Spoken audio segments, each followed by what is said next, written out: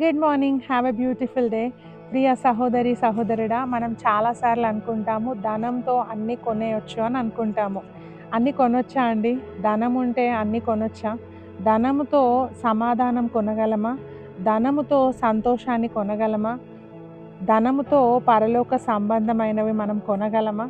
ధనముతో పరలోక రాజ్యంలో అడుగు పెట్టగలమా? No, never. హల్లెలూయా! ప్రియ సహోదరి సహోదరుడా, పరిశుద్ధ గ్రంథంలో సీమోను అనే వ్యక్తిని మనం చూస్తే, ఆయన అపోస్తులతో ఆ యొక్క దేవుని శిష్యులతో అంటా ఉన్నాడు, నేను కూడా మీలాగా పరిశుద్ధాత్మ వరాన్ని పొందుకొని నేను కూడా గొప్ప అద్భుత కార్యాలు చేయాలంటే దయచేసి ఈ డబ్బు మీ దగ్గర ఉంచుకొని ఆ వరం నాకు ఇవ్వండి అని అడుగుతున్నాడండి.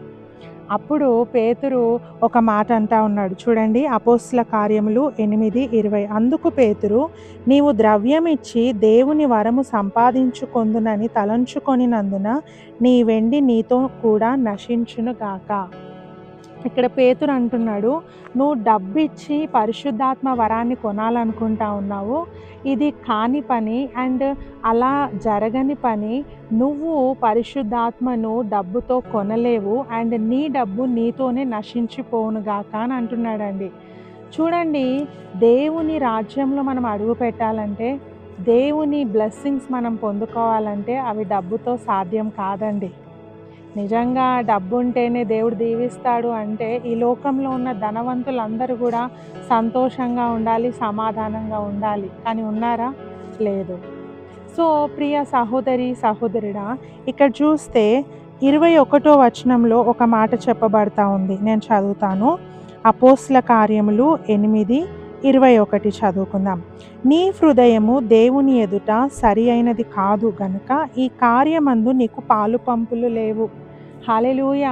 చూడండి, పేతురు అంటా ఉన్నాడు, నీ హృదయము దేవుని ఎదుట సరి అయినది కాదు. అంటే మనుషుల ముందు నువ్వు మంచోడిగా యాక్టింగ్ చేస్తూ ఉన్నావు, ప్రిటెండ్ చేస్తూ ఉన్నావు, కానీ నిజంగా దేవుని దృష్టికి నీ హృదయం కరెక్ట్గా లేదు సీమోను. అంటే నీలో ఇంకా దేవునికి నచ్చని కార్యాలు చాలా ఉన్నాయి, దేవునికి అయిష్టమైన పనులు నీలో చాలా ఉన్నవి గనుక నువ్వు పరిశుద్ధాత్మలో లేకుంటే ఈ యొక్క అద్భుత కార్యాలు చేసే ఈ విషయంలో నువ్వు పాలు పంచుకోలేవు అని చెప్తా ఉన్నాడండి. హల్లెలూయా!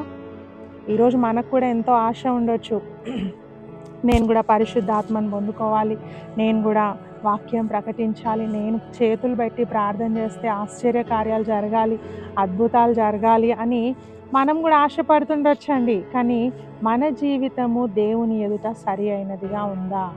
మనుషులను మోసం చేసి బ్రతికేయడం చాలా ఈజీ, పరిశుద్ధులుగా ఉన్నామని యాక్టింగ్ చేయడం చాలా ఈజీ అండి. కానీ నిజంగా లైఫ్లో జీవించడం చాలా కష్టము.